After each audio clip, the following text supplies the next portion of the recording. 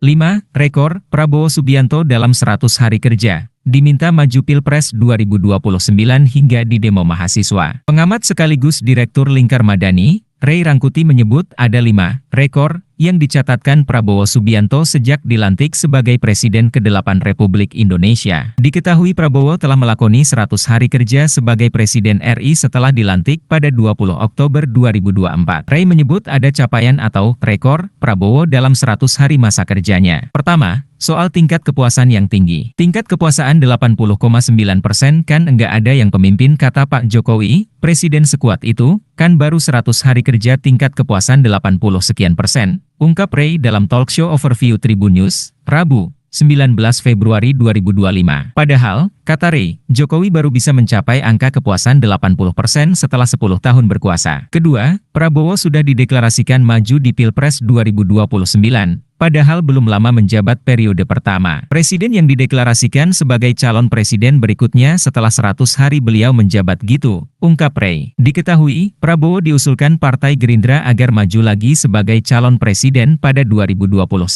Namun tidak menyebut Gibran sebagai calon wakil presidennya gitu. Saya juga bertanya-tanya kenapa ya Gibran nggak disebut sebagai calon wakilnya, ujar Ray. Ketiga, terkait reshuffle kabinet. Presiden yang dia dalam 100 hari kerja sudah mereshuffle kabinet gitu, hari ini kan kejadian, kata Ray. Adalah Menteri Pendidikan Tinggi, Sains dan Teknologi, Mendiktisaintek, Satrio Sumantri Brojonegoro yang resmi digantikan Brian Yuliarto. Rekor keempat, lanjut Ray, adalah presiden pertama yang meneriakan hidup pada presiden sebelumnya. Kita nggak pernah mendengar sebelum-sebelum ini, kata Ray. Kelima, presiden yang baru setelah 100 hari menjabat sudah didemo. Baru setelah 100 hari, dinyatakan puas, tiba-tiba mahasiswanya sudah bergolak. Ini rekor karena belum kita pernah dengar ya dalam sepanjang sejarah presiden baru 100 hari kerja sudah didemo besar-besaran oleh mahasiswa di tengah jejalan informasi soal tingkat kepuasan 80,9% di demo secara meluas oleh mahasiswa gitu, ungkap Ray.